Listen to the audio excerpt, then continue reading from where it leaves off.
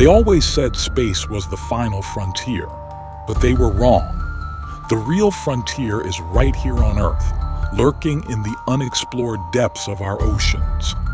As an oceanographer, I always knew this, and I had a hunch, no, a conviction, that we were overlooking something monumental down there.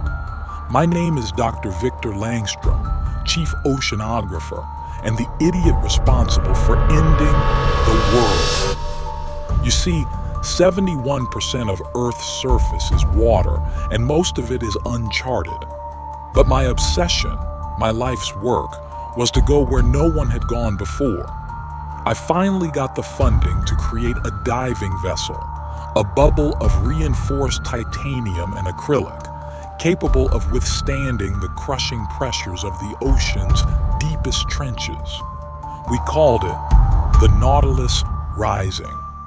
We dove into the Mariana Trench, descending miles beneath the surface, past where light dares to venture into the black maw of the ocean. Everything was going smoothly until we reached a cavern, an anomaly in the trench's structure. My instruments went haywire, detecting massive energy readings that made no sense. That's when we saw it, a massive pulsating form encased in what seemed to be an ancient, almost organic prison. I should have known better. Every myth, every legend, they warned about disturbing the darkness. But I was a scientist, driven by curiosity. We approached the entity, a being of colossal size with chains of bioluminescent material restraining it. Inscribed on the cavern walls were symbols that resembled ancient scripts I'd seen only in religious texts. It was the Leviathan. I'd read about the Leviathan, a beast so terrifying it was said to be imprisoned by heavenly forces. But this was no mere creature.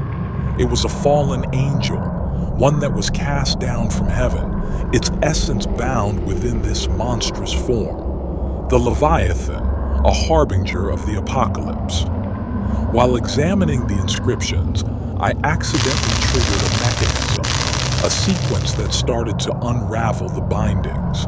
My vessel shook violently as the creature stirred. The ancient chains snapped one by one, releasing an energy so malevolent it felt like the ocean itself recoiled in fear. The Leviathan awoke. The next moments were a blur of chaos. The beast lunged upward, the force of its ascent creating a maelstrom that tossed our vessel like a toy. I barely escaped with my life, jettisoning in an emergency pod that shot me to the surface.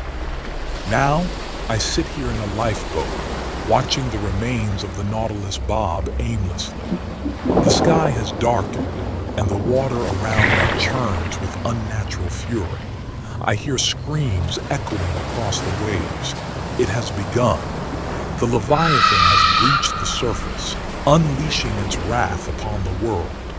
As I float amidst the devastation, I can't help but feel a bitter irony. In our quest to explore the final frontier, we've unleashed an ancient terror, a biblical apocalypse. It's fitting that our curiosity has led to our doom. The Leviathan, now free, will bring the end of days, and it's all my fault. I can only watch helplessly as the world falls into chaos, knowing that my name will be remembered, not as a pioneer of oceanography, but as the fool who unleashed hell on Earth. Epilogue. The diving bubble vessel I created still sits there empty and floating near me. I don't want anything else to do with it. The world is now at its final end. Most of the life has been destroyed. Anyone who defies the Leviathan will have its wrath brought down on them. The Leviathan has finally risen, and with it, the end of everything we know. As the waves grow higher and the screams louder, I offer a silent apology to the world. My curiosity to discover something to show mankind did not succeed.